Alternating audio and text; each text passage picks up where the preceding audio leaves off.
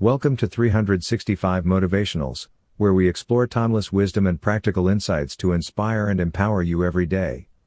Today, we delve into the creative use of imagination by Neville Goddard, a visionary work that unveils the transformative power of our thoughts and imagination. Neville Goddard, a pioneering figure in metaphysical teachings, invites us to harness our imagination as a creative force to shape our reality. In this exploration, we uncover Neville Goddard's profound teachings on how our imagination molds our experiences and manifests our desires. Join us as we dive deep into practical techniques and profound insights that can empower you to unlock your fullest potential and live a life filled with purpose and fulfillment. Subscribe to 365 Motivationals for daily doses of inspiration and practical wisdom derived from Neville Goddard's teachings and other timeless sources. Together, let's embark on a journey of personal growth and transformation. Preface: this book, as all things, came into being because of a thought acted upon. Neville left us October 1, 1972 and, since that time, I have invested many hours transcribing the hundreds of tapes I have of his lectures. Neville explained that the arc of life contained and could be understood on three levels: the literal, psychological and spiritual. The lectures which are available deal mainly with the spiritual.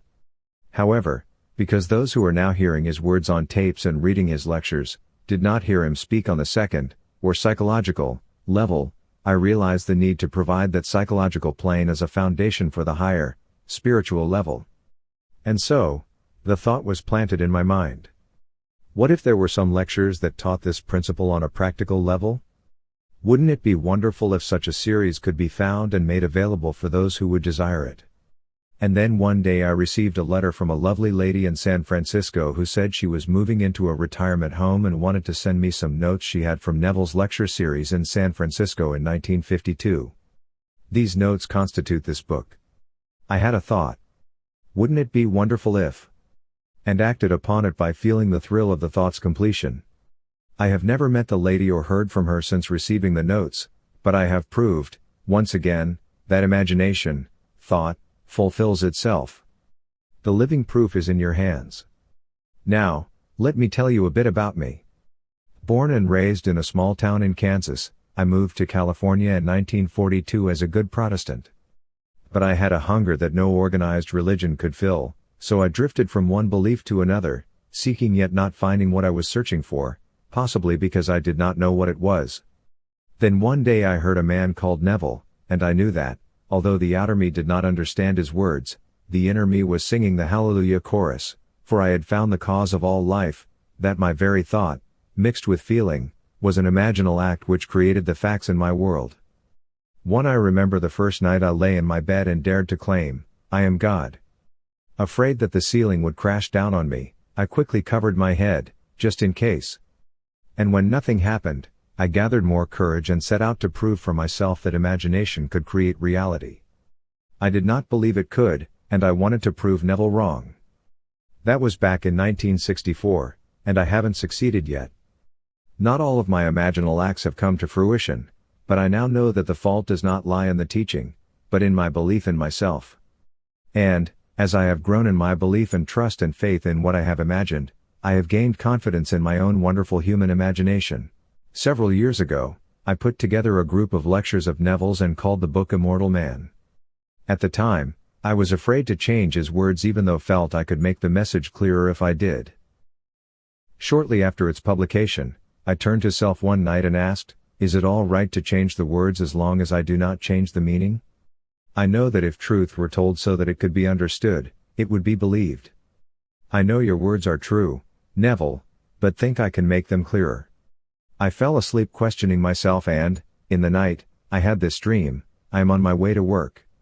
As I enter the building I see, directly before me, a beautiful restaurant whose tables are filled with diners, enjoying their meal.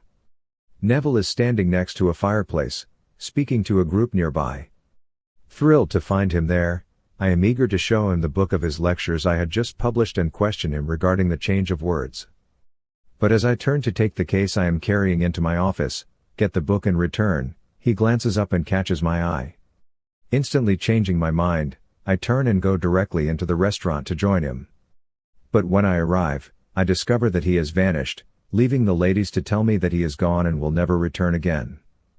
Heartsick, I returned to the lobby with its hard, tile floor when, suddenly the case I had been carrying fell from its handle.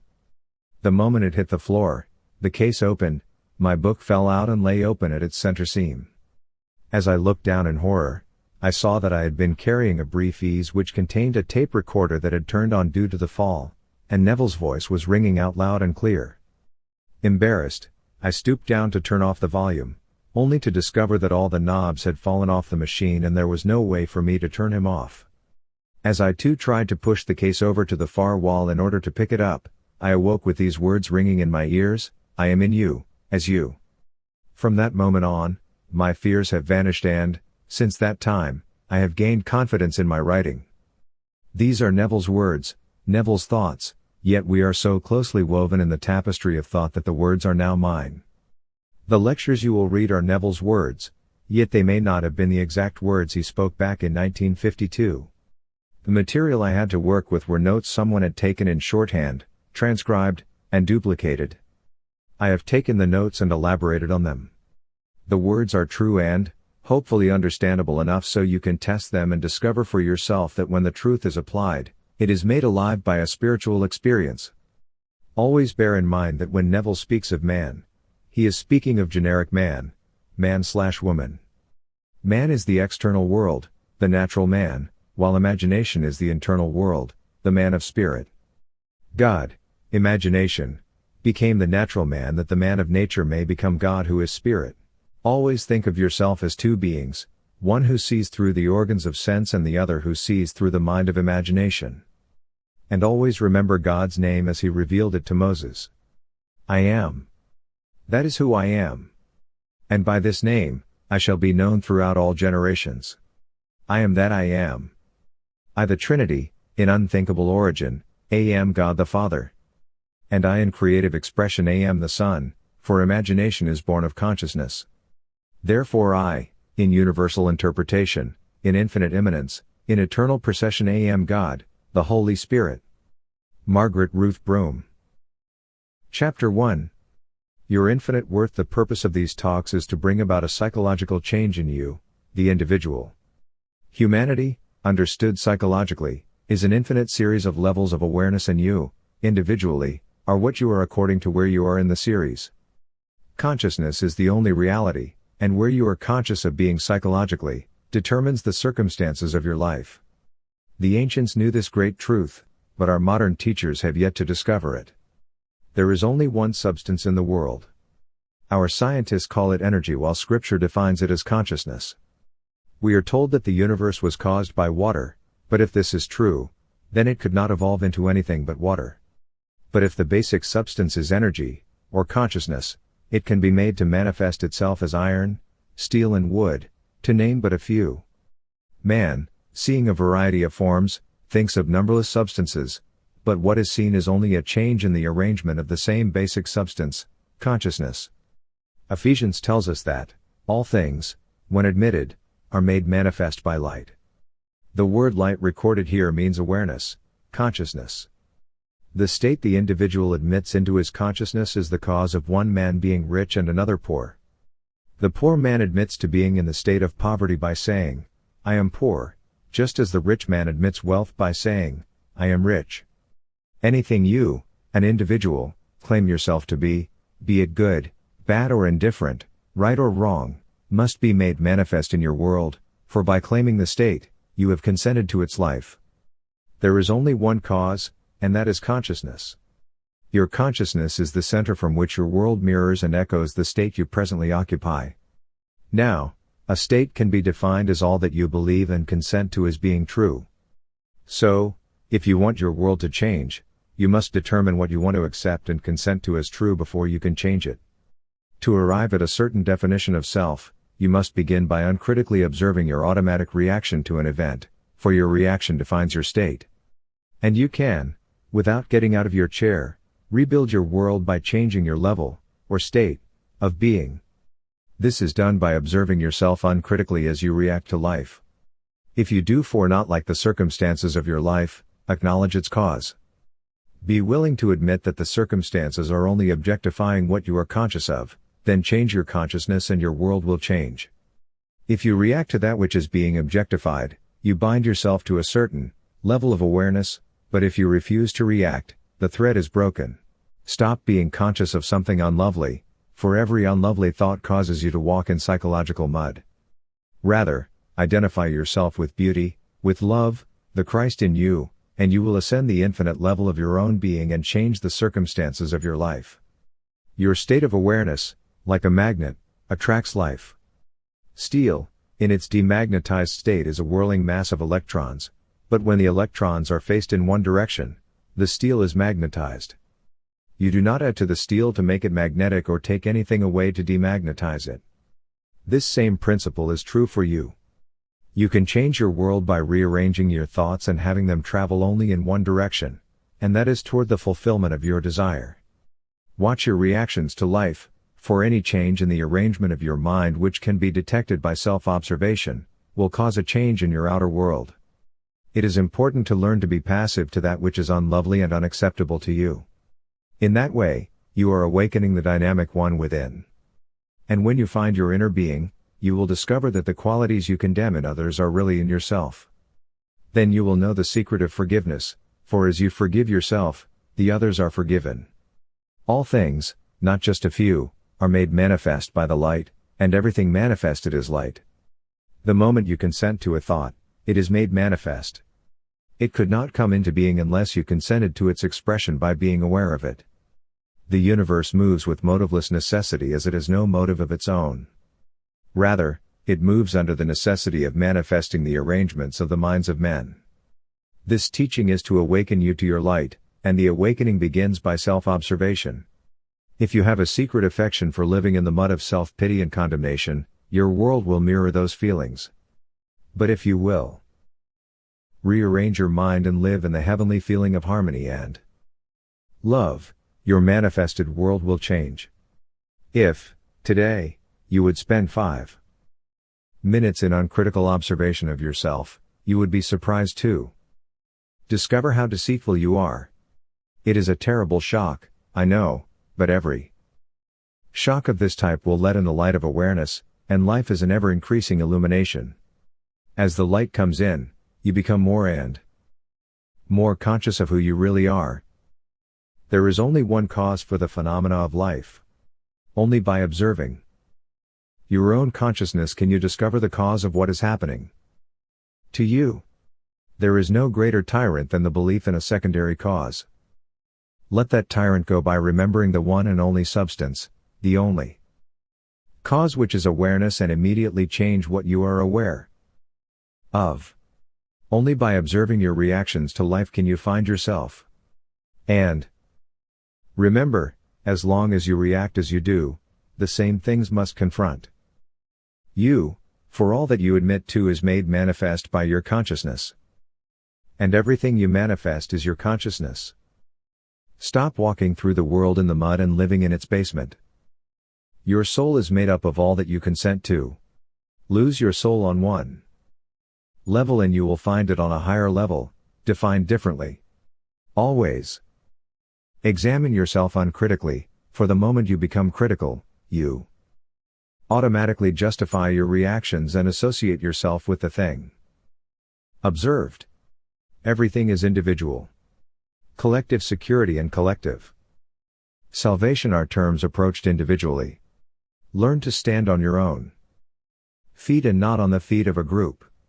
You must free yourself, and the only way to do that is to awaken the Christ in you who is sound asleep. Think noble thoughts based on noble concepts and they will pay great dividends, for you will rise in consciousness and transform your world. Give yourself your daily bread by giving yourself the opportunity to remember who you are. Never envy the good fortune of another, simply appropriate your own. Be transformed by the renewing of your mind. By changing the ideas planted there, for you cannot change your thinking until you change the ideas from which your thoughts flow. Chapter 2. Take not the name in vain. Your individual state of consciousness is your level of being and attracts all of the events you encounter in life, since your reactions determine What you are, any change in your outer world must be produced by your inner level of being. In the 7th chapter of the book of Mark, we are told, "Hear and understand, there is nothing outside which can defile man, but what comes out of a man's mind is what defiles him. He who has ears, let him hear." Now, thoughts are things. When you identify yourself with a thought, it outpictures itself as an act. If the thought is unlovely, it defiles you. Awaken and select only thoughts that contribute to the birth of your desire. You must constantly observe your dwelling place, for where you are psychologically is what you are. Your mood indicates your state, and you are always externalizing the state upon which you stand. The Upanishads, one of a class of Vedic treatises dealing with broad philosophic problems, states, "The soul, imagining itself into a state, takes upon itself the results of that state. Not imagining itself into the state, it is free from its results." Your soul is what you consent to. As you feel yourself into the situation of your answered prayer, you have entered a state and your soul has taken upon itself the results of that state. If you do not enter the state, you are free of its lovely results. Accept an idea as true. Identify yourself with it and it will outpicture itself in your world. But if you do not accept the thought and identify yourself with it through feeling, you are free from its results. You must become very selective and learn not to associate yourself with unlovely thoughts. In the Book of Kings, we are told how those who entered the temple brought something alive with them, such as an ox or bullock. These were used as burnt offerings. These sacrifice offerings are your body of suffering. They are the animals you must offer, called grievances. No matter what the grievance may be, you have no right to carry it around with you, and you cannot ascend in consciousness until all of your grievances are tossed on the altar and sacrificed. Only as you give them up will you find the holy water. Now, this holy water is not the church variety but the symbol of the 12 aspects of the mind. When your mind is cleared of all of its cobwebs, grievances, the bowl of holy water is placed on the backs of oxen, and your disciplined mind serves you rather than you serving it. The bull symbolizes the mind in its wild state and must be tamed, washed in holy water and clothed in soft raiment. When you enter the Holy of Holies alone and bathe in its waters, your mind is washed of all mean thoughts and cleansed. Begin now to associate your thoughts only with the good, then that which proceeds out of your mouth, mind, will never defile you. I am is the self-definition of the infinite. Go and tell them that I am has sent me unto you. Awareness, I amness, is the only power of the universe. Its power makes you alive. If you say, I am sick, you are. If you say, I am secure, you are. Feeling yourself into the situation of a given state, you must take upon yourself the results of that state of mind. All things are made alive from a state of mind, and without the state nothing can be made, as you only resurrect the state from which you are identified. Where you are psychologically is what you are in reality. Therefore, if you catch yourself feeling sorry for yourself, stop it and start feeling happy. If you don't, you will identify yourself with the state of self-pity and outpicture it. Let the weak man say, I am strong. Don't wait until you become strong before saying this. If you feel weak in any sense, affirm I am strong, and if you persist in that assumption it will harden into fact. No one should ever take the name of the Lord in vain, for that name is I am. The righteous man is already conscious of being the person he wants to be. He never sins, but runs into the name, for sinning is missing his desired state, and righteousness is hitting it. I will set him on high because he knows my name. Assume the consciousness of being the one you want to be and you will be saved from your present state. Your individual hunger can and will be satisfied when you run righteously into the state desired. This is done through the act of feeling. Feel happy and you are conscious of happiness. Feel married and you have consciously moved into the state of marriage. The thing desired must be felt before you are conscious of possessing it. 8. Learn to say no to unlovely thoughts rather than accepting them with passive indifference, for a soul must imagine himself into the act to taste the fruit of the state acted upon. Remember, consciousness alone is the cause of the fruit you reap and the only explanation for its existence. There is no one to blame but self for all of the things that have happened, are happening and will happen to you, as they could not come into your world unless you consented to them. Start now to consent only to lovely thoughts of fulfilled desires prior to their confirmation by your senses, and give up the animal instinct of suffering and bathing yourself in the feelings of hurt and self-pity. The psychological tongue is much like the physical one. If someone annoys you, turn aside and keep the tongue of your mind away from the sore spots of dislike, for your little mental conversations are the producers of your future. Sacrifice your body of suffering by giving it up and tame your mind, for we are told, "Blessed are the meek, tame, for they shall inherit the earth." Clothe yourself with joy and good news and you will walk into your Holy of Holies clothed in your immortal garment of love. There is a rhythm in your world which you cannot hear or see, and your aura is like no one else's. A bloodhound knows. If two odors were alike, no bloodhound could find you. But you are unique, one of a kind with your own special aura radiating your level of being. Don't judge auras for the simple reason that you have to see the aura of another through your own, and what you are seeing is only your assumption of the man. Complacency is a curse. Blessed are they that hunger and thirst after righteousness. Control your imagination with steady attention and dare to stand and be heard.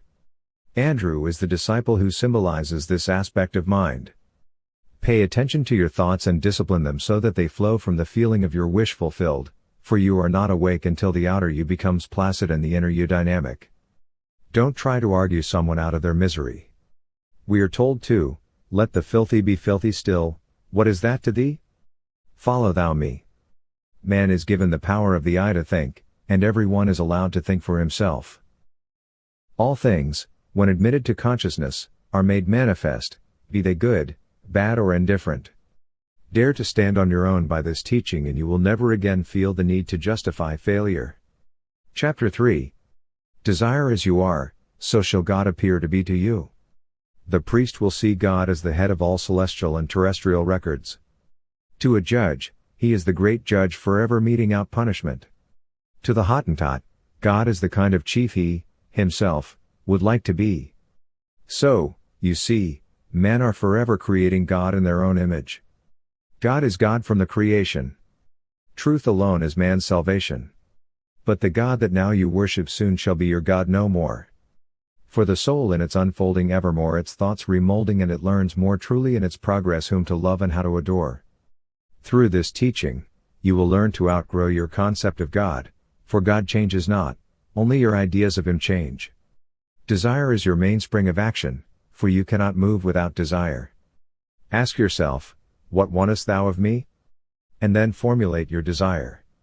Feel its presence and you have granted yourself the desire's fulfillment. Human life is nothing more than the appeasement of hunger, and the infinite series of levels of awareness is the means to satisfy that hunger.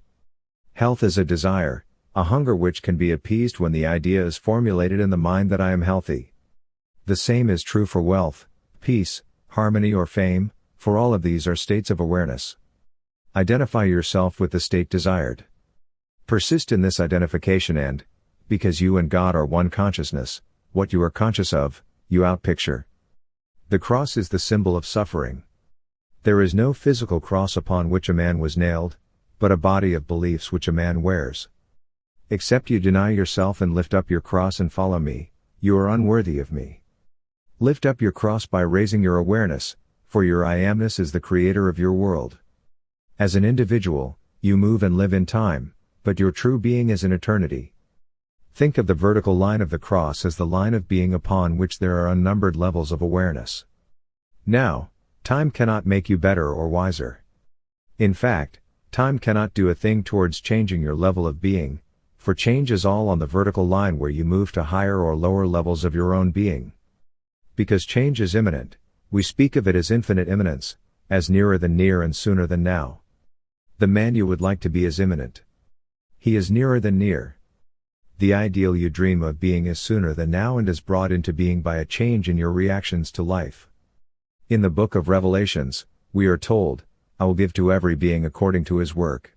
The only work you are called upon to do is work on yourself. Start this work by observing your reactions to life. Remember, your future is not being developed, it already is. The time track is complete as well as all of the events you can encounter. As you move up or down the level of your being, changes will occur in your life. You are now resting at a certain level. Arise, Take up your couch and walk, by breaking the threads of life that bind you to the state you are now in. Break these threads by changing your thoughts, for only as you rise within, will you find a corresponding change without. Have you ever wondered what it would be like if you were of too pure eyes to behold iniquity? If you were all tenderness? All love? All generosity? Aim for those feelings and then watch your relationship to them.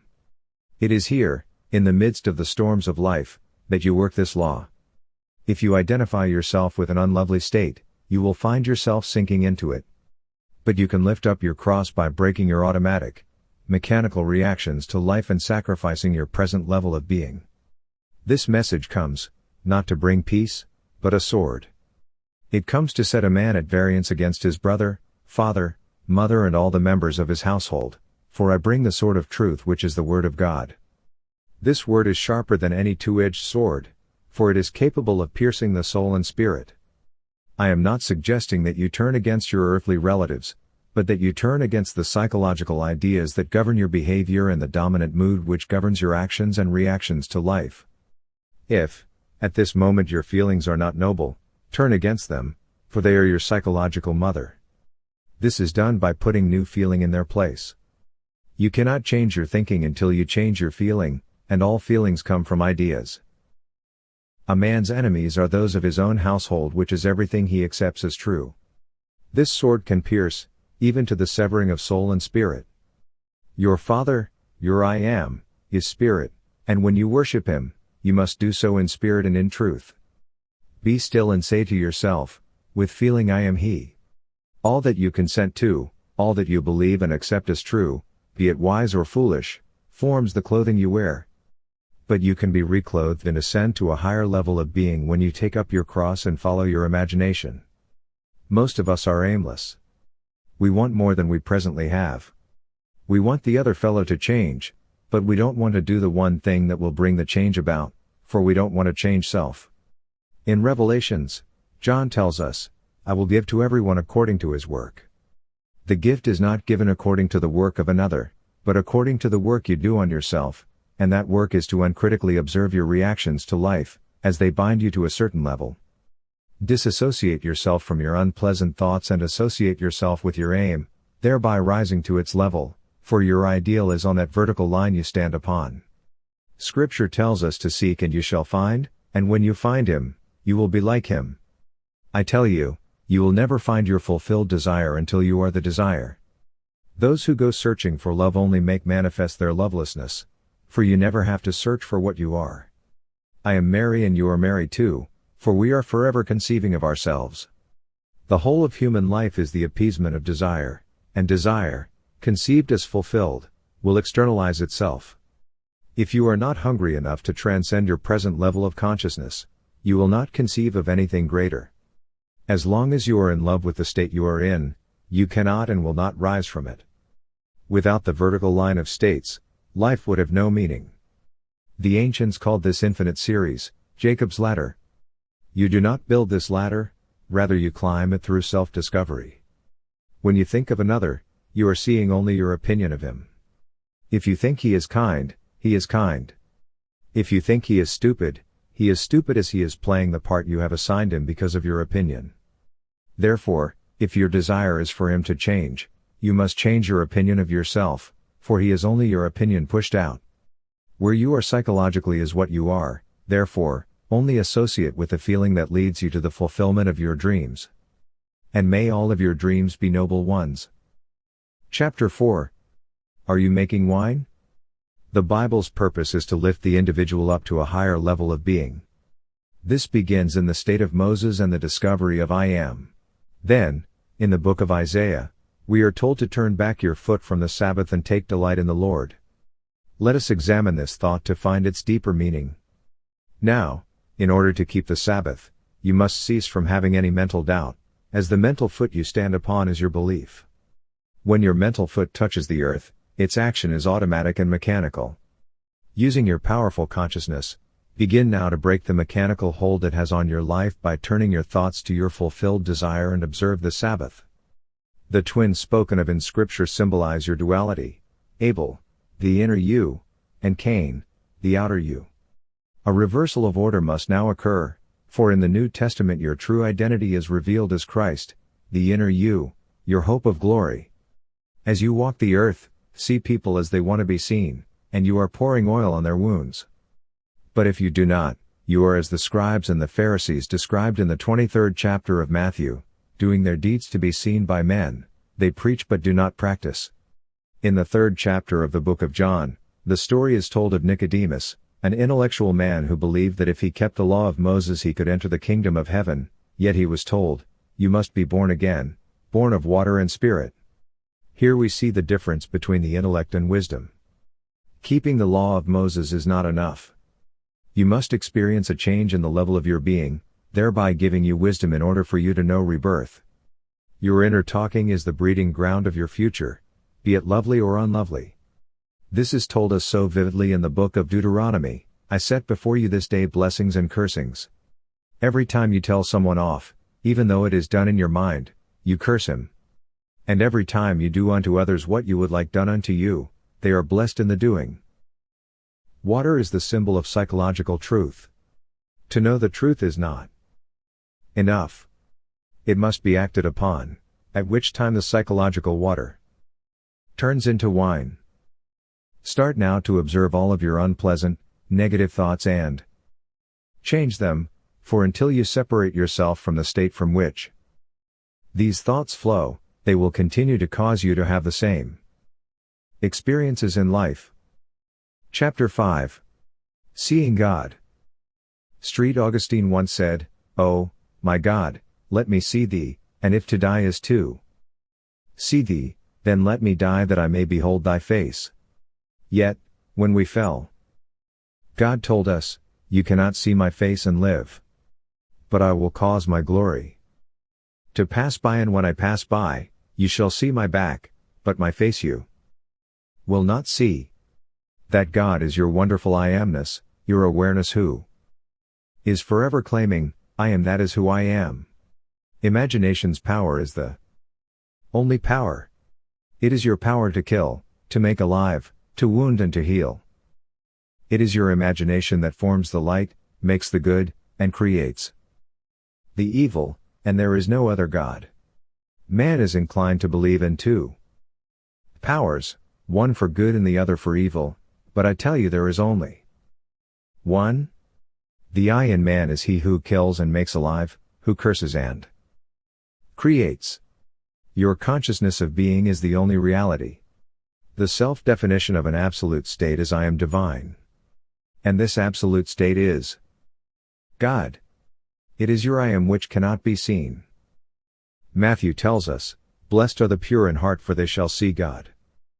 The word pure in the above statement comes from the Greek word kathros, which also means clean, clear.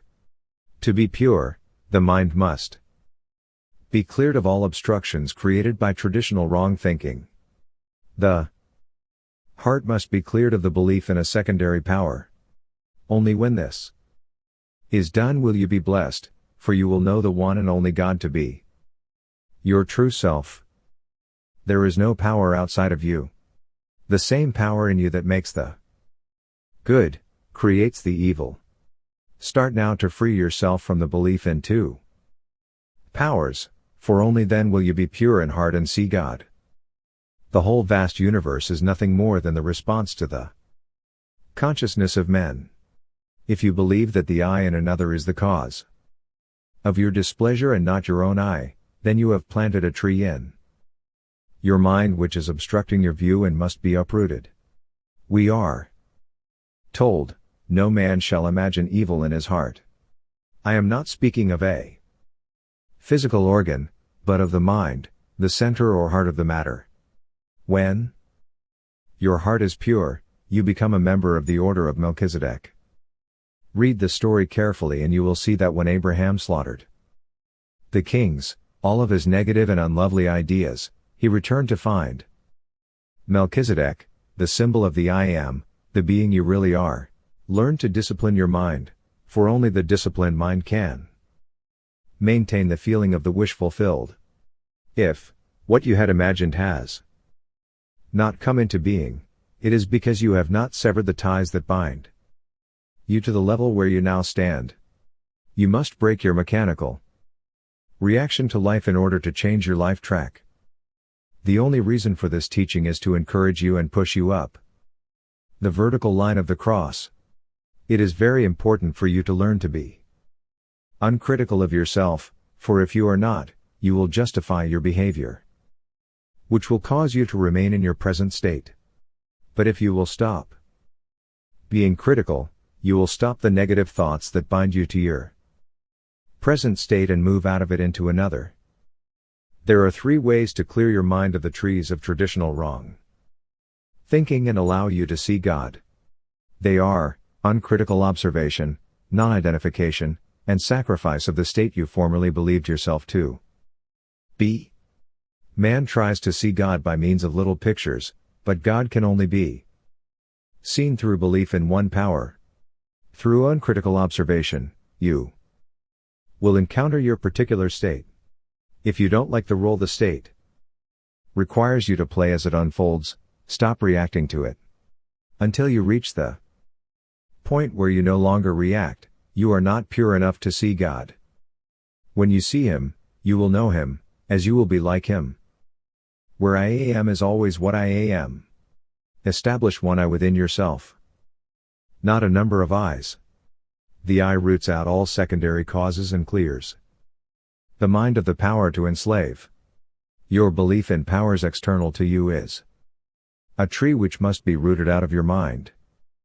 Begin now to use this technique and you will realize your every dream.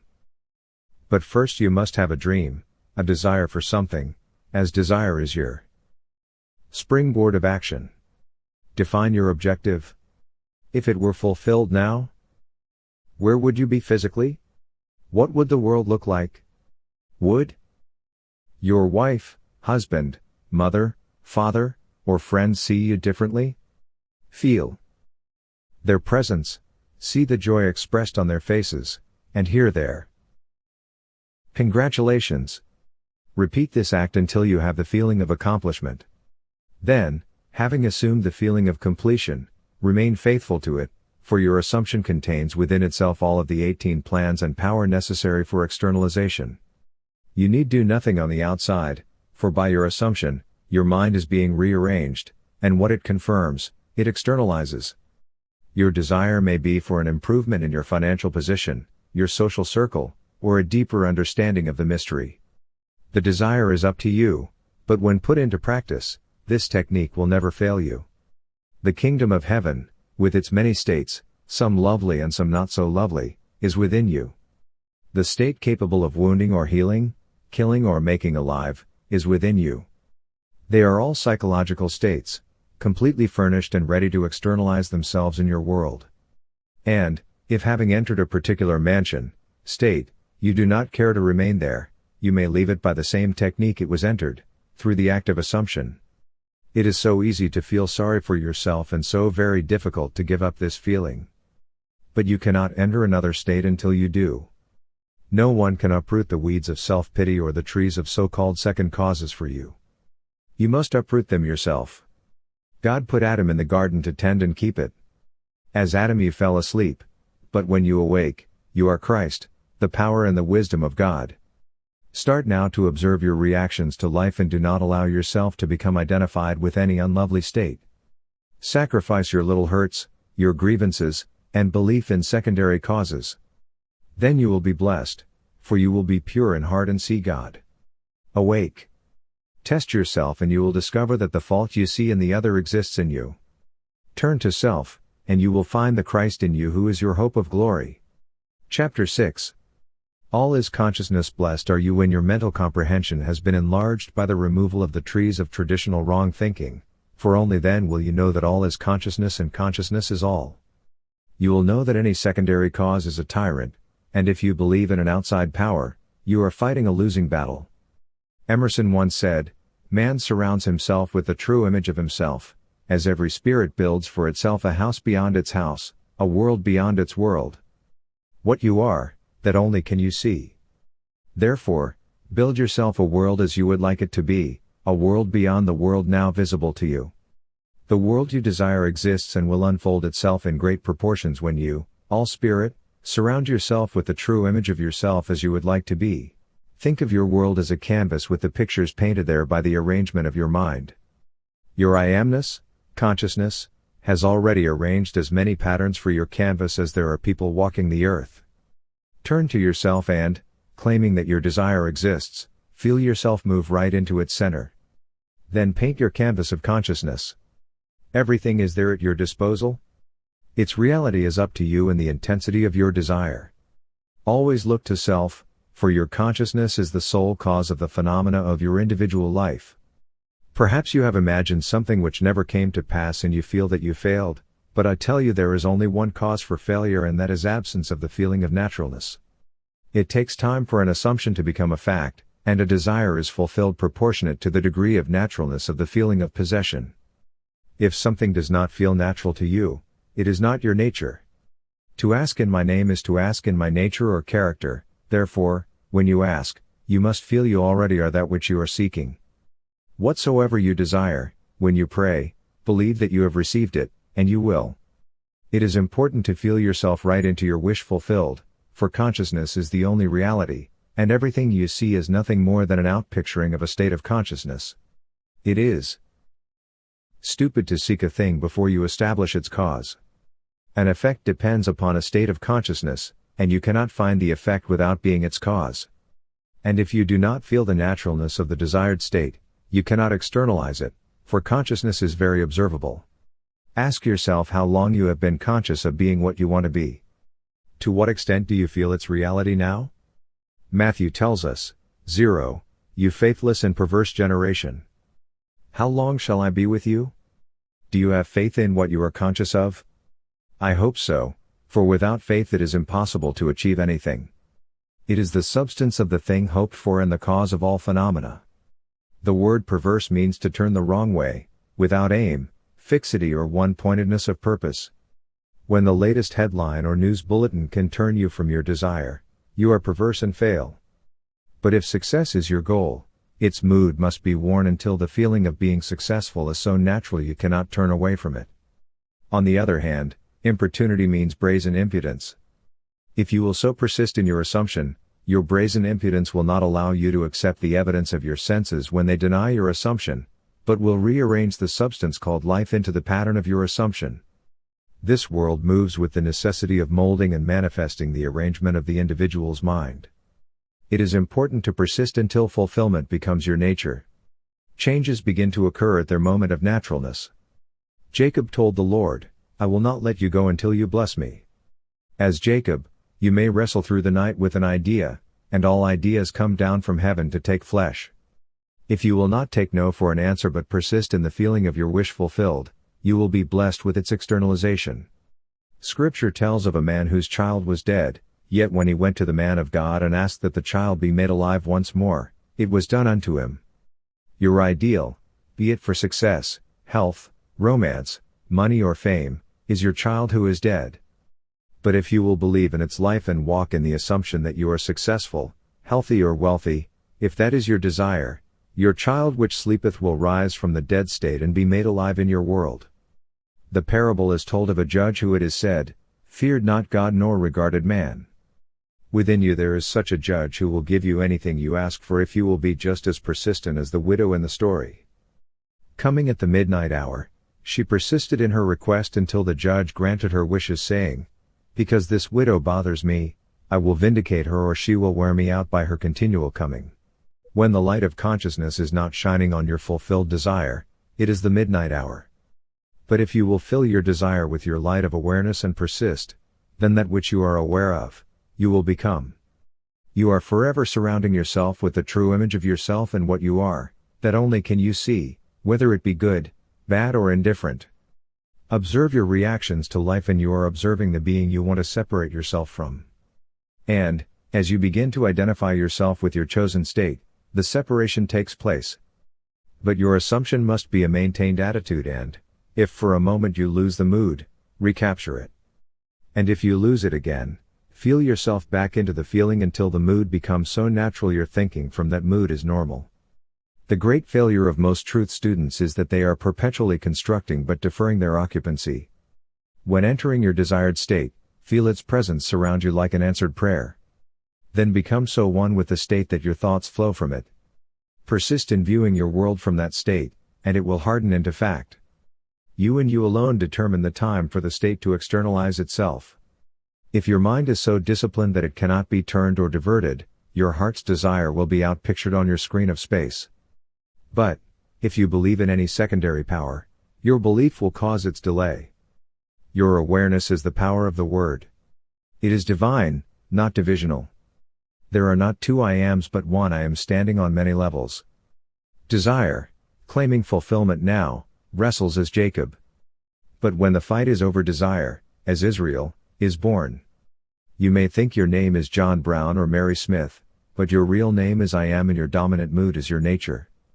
Divorce a mood and assume a new nature. Persist in your new relationship and you will bear its children as new phenomena appear to bear witness to your creative inner I amness. Only if you lack importunity and constantly return to the mood you are attempting to divorce yourself from, will failure occur. Desire is hidden identity. What you want, you already have. If you acknowledge, as fact, that you are already what you desire to be and will not be diverted but maintain your importunity by walking in the mood of fulfillment which now dominates you, no power on earth can keep you from expressing it. But you must feel yourself right into the situation of the answered prayer, for only by believing that you already have it, will it appear. Anyone who prays successfully is, himself, the springboard of action and the one who grants the prayer. There is no other being to grant it. The one who receives the answered prayer is the one who grants it through the act of rearranging the mind. Learn to rearrange your mind and, if you find yourself walking in the field of unanswered prayers, turn around and walk in the field, mood, of fulfillment. And, remember, faith is the substance of things hoped for, the evidence of things not seen. The only reality and the only substance is consciousness, from which all prayer has its beginning and its end. The entire book of Hebrews is devoted to faith. Faith is enduring as seeing him who is invisible. And faith is the substance of things hoped for. Unto us was this good news preached, as well as unto them, but it did not profit them because it was not mixed with faith. Good news is desire fulfilled. If desire is not mixed with faith, it is of no avail, for faith is the awareness of the reality of the desire's fulfillment. You see, creation is finished, and we only become aware of increasing portions of it. The absence of faith would be to deny the reality of the state assumed. If you limit yourself to your physical senses which contradict everything you desire, then faith will be unknown to you. But faith will make real that which is invisible. The being you would like to be, though invisible, will unveil itself and become visible for all to see when you walk in the faith of its reality. Chapter 7. Righteousness. If you have an objective and fail to achieve it, you have sinned, for you have fallen short of your desire. But if you have no desire, you are incapable of sinning. The righteous man, however, being conscious of already having fulfilled his objective, cannot sin.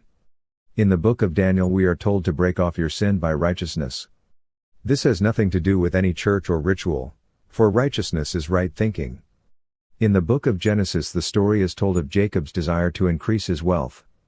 Lifting his eyes in a dream he beheld the spotted lambs, the ring-striped goats and cattle. Then he said, I will hold on to my righteousness and not let it go. So shall my righteousness answer for me in time to come. Follow Jacob's example. Lift up your eyes with a controlled imagination and see what you want to see. Believe in your vision and your faith will make it solid and real in your manifested world. While sitting in your chair, you can assume the state of consciousness you desire to possess even though your reason and outer senses deny its reality. Then, as Jacob, you can say, my righteousness shall answer for me in time to come. Jacob knew that he could not become perverse and turn from the new state, but that if he maintained a consciousness of having what reason denied, including the law of genetics, he would achieve his goal. God the Father is not a man, but the dominant idea that you serve. The enemies of that idea are those of your own household, your own thinking. Hold a dominant idea in your consciousness and, in a way you do not know, your righteousness, right thinking, will cause the desired state to externalize itself in your world. A Pharisee is one who conforms to all man-made laws, one who strictly observes the Levitical law of outer purification. Now we are told, unless your righteousness exceeds that of the scribes and Pharisees, you will never enter the kingdom of heaven. But seek ye first the kingdom of heaven and its righteousness, and all these things shall be added unto you. True righteousness is consciousness. We confuse the word and seek righteousness as a thing, but the consciousness of being is the magnet that draws a thing to it. Permeate your consciousness with the feeling of being the man, or woman, you want to be, and your righteousness will bring it about. You cannot inherit Christianity, rather you adopt it. As you come into its inner conviction, you become cleaner and more noble. Christ taught righteousness in his law of identical harvest, saying, "As a man sows, so shall he reap." Taken psychologically, a state of consciousness sown within the mind, will be harvested without as external events. And, in like manner, as long as you remain sowing your present state of consciousness, you will continue to encounter similar events in your life. Walk, conscious of the feeling that your wish is fulfilled, and you will never sin by missing the experience of fulfillment. But you cannot turn away and return to your former state. We are all the prodigal son who went astray. But we are told that when he came to his senses he turned around and entered his father's house, at which time he was given the fatted calf, the robe, and the ring. When you observe who you are in consciousness and come to your senses by turning to your Father, the state desired, it will be given unto you. Watch your reactions to life and you will discover where you stand psychologically. If your reactions are unlovely, you are walking in the mud and mire, feeding the swine. But when you turn within to the Father of all life and enter the state you desire by assuming its fulfillment, your actions will be lovely. Persist and you will move out of the mud and mire and enter the kingdom of the wish fulfilled. There is no such thing as righteous indignation, for the wrath of man cannot work righteousness. Nothing so unlovely as righteous indignation could be right consciousness. My goal is to be one who expands in consciousness, for I am a teacher and I must ever grow as a teacher. This is my aim and I must remember it morning, noon and night. I must persist in this state as it externalizes itself in my world. There is a story told of a little blind girl who had 5 brothers.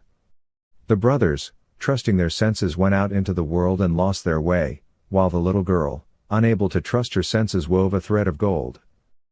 Attaching one end to her finger, she tied the other to the sun and never lost her way.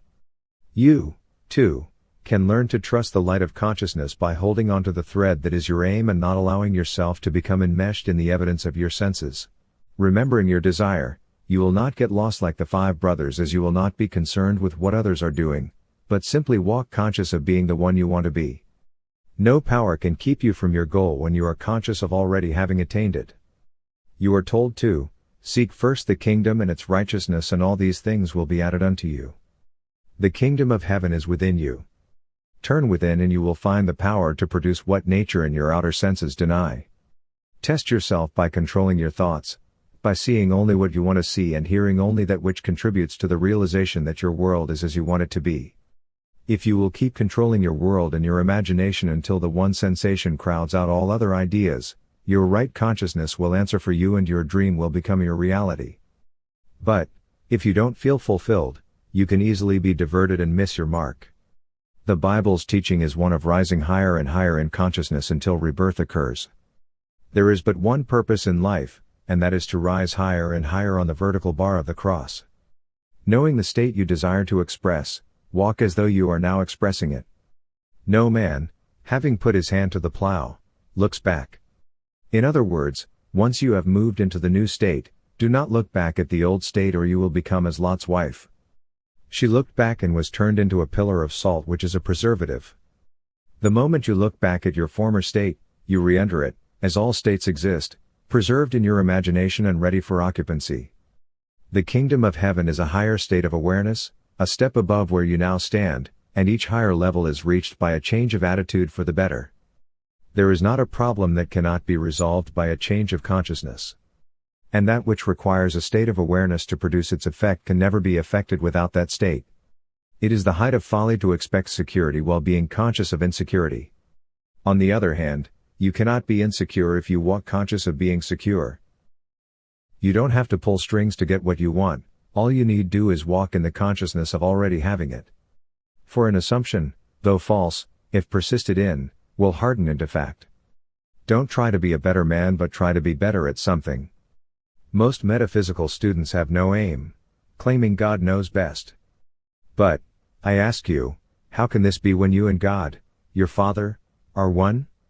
Human nature wants the thing to come first with belief to follow. But I say, you must assume the consciousness of already having, or being, your desire before the sign that you have it can appear. Signs follow, they do not precede. Seek the conscious feeling of having already reached your goal, and the sign that you have achieved it will follow. You don't get things and then become righteous. Righteousness is right seeing. Always claim the level above the one you are now on by dying to your present level, for your Father's house has many mansions. Let go of your present mansion and reach for the one you seek. In conclusion, The Creative Use of Imagination by Neville Goddard serves as a guiding light in our journey toward self-realization and manifestation. Through Neville Goddard's teachings, we've learned that our imagination is not merely a tool for daydreaming but a powerful force that shapes our reality. By aligning our thoughts and beliefs with our deepest desires, we can manifest positive changes in our lives and create a future filled with abundance and joy. Thank you for joining us on this exploration of Neville Goddard's profound insights into imagination and manifestation. We hope you've found inspiration and practical tools that resonate with you on your path to personal growth and empowerment. Remember to subscribe to 365 Motivationals for daily motivation and insights to support you in manifesting your dreams and living your best life. Subscribe now and commit to a journey of transformation and empowerment with us. Together, let's cultivate a mindset of positivity and creativity to manifest our dreams into reality.